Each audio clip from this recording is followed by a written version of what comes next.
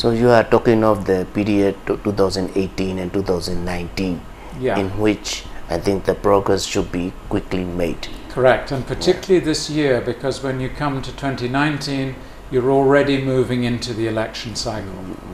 In this context, what are the main areas the Joint Peace Fund operates in? Yes. So, I'll say a few words about who we are and what we do. What to me is most fascinating and most worthwhile about this peace process is the way in which it is a domestic peace process. So I have worked in between 15 and 20 other peace processes in the Middle East, in Africa, in South Asia, and in the Far East. This is by far the most prominently self-owned peace process of all the ones I've worked in. That is what, for me, gives real hope to this process, that it is domestically generated and domestically managed. That means that we, as a joint peace fund, are here as servants of Myanmar's own peace process. We do not have our own agenda in that sense. We're here to support the national agenda. Now, we do that in different ways, essentially in three ways. The first is to support the key elements of what I would call the formal peace process. That is the negotiations and the national dialogues, the ceasefire monitoring mechanisms, in other words, the two pillars of the NCA, as well as peacemaking at a societal level. So we have a number of programs that encourage different CSOs and regional-based groups to discuss peace issues, to understand the Myanmar peace process, and to know how they themselves can become involved in it. We also do a lot of research and the dissemination of that research on the Myanmar peace process. Also bringing in interesting examples from other countries' experiences, but focusing primarily on this peace process. Because in our view, not enough information about what's going on is made available to the public in a form that is digestible. So those are the three main things that we focus on. And of those, up to this point, the maximum emphasis has gone into supporting the formal process. So we provide support to the government, to the NRPC. We provide support to also to the signatories. We provide support to ENAC in preparation for joining the peace process. We are available to anybody interested in peacemaking who wishes to have our support, and our support can consist of logistical support, technical assistance, and advice. We have quite a large staff here who are experienced both within Myanmar and outside in peace process work, and who are therefore able to interact with all of the players on demand, if you like, insofar as those services are requested. How much this question of development before peace, development after peace, or development while peace is building, is crucial in the entire peace process in Myanmar? Okay. In many countries that I've worked in, the notion of confidence building is essential to a peace process. And I'll come to what you're asking me in a second, if you'll bear with me. What happens when there is war, and particularly prolonged war, is there is a fundamental breakdown of trust. Authorities, either government authorities or non-government authorities, have as one of their main challenges to re-establish citizen trust. And that citizen trust is going to be trust in institutions, trust in one another, and trust in their governing authorities. One of the best ways of re-establishing trust is to provide some sort of tangible benefit. Now, that benefit can be many things depending on what it is that people need most. Often it's security. Sometimes it's justice. But also, very often, it is economic development. It's not always economic development. I think trust has to be addressed in relation to the issue that causes mistrust in the first place, or where injustice is most deeply felt. But in cases where that has an economic component, let's say you have a generation of unemployed young men and young women with nothing very much to do, nursing grievances against whatever system put them in that place, then there is a very powerful role for economic development and job creation, either direct job creation through government activity or indirect through private investment. So that part of the peacemaking process can be extremely important.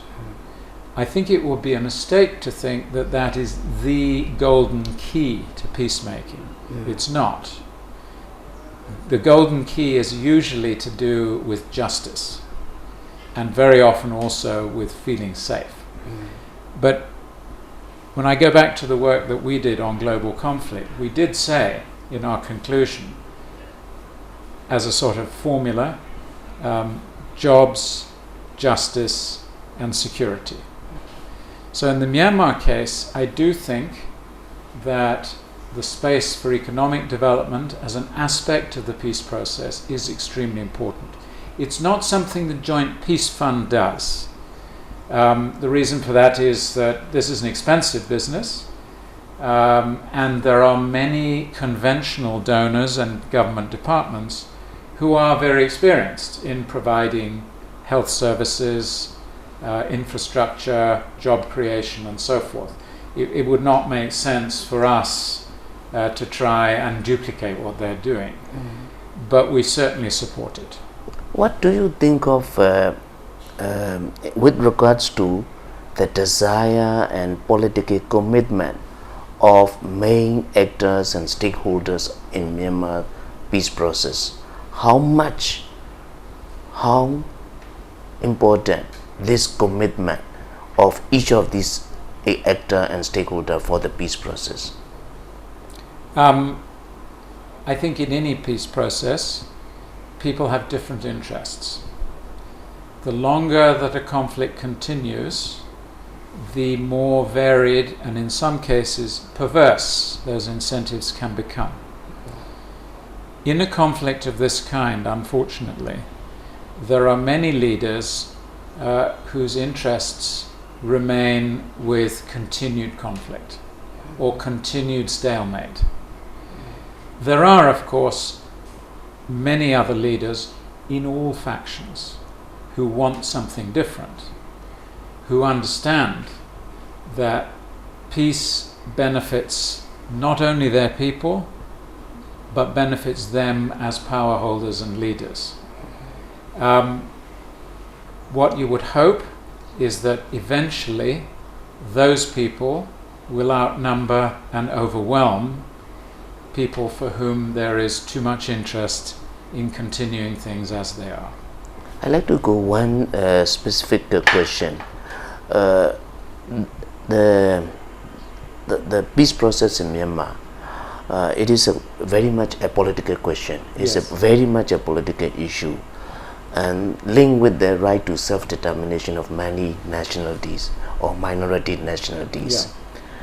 And many are saying this cannot be done without amending the 2008 constitution. which apparently the government in power is also taking the line. So will that be practical enough to see that kind of changes? Unless you amend the country's current constitution, the political solution cannot be achieved. That is also one line of thinking very strongly. So what do you think of that particular specific question?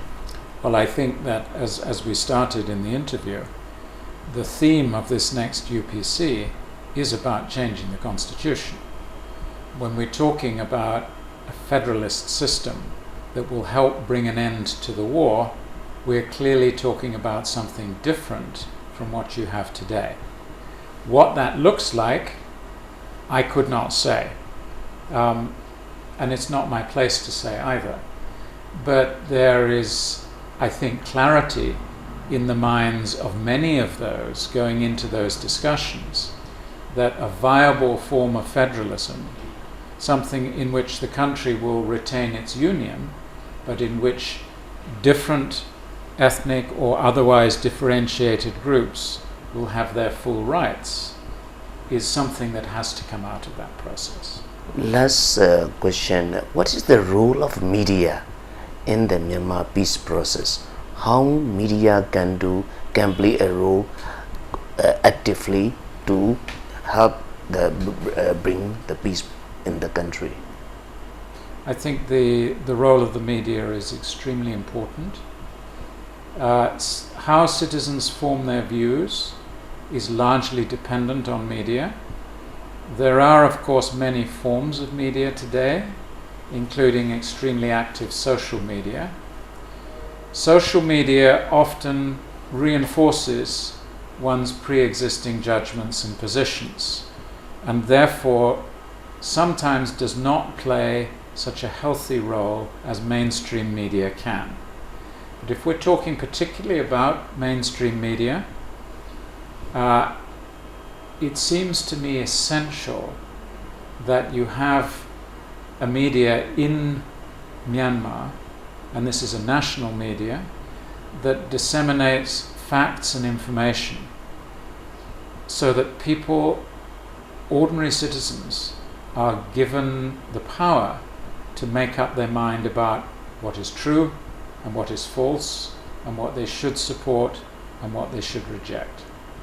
Is there anything you would like to add for our viewers and readers?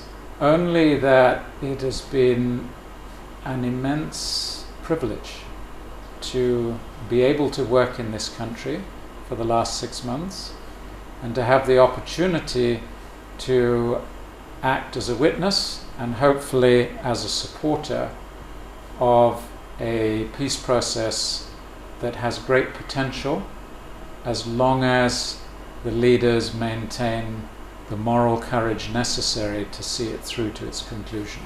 Thank you so much Thank for you. your time. Thank you. Yeah.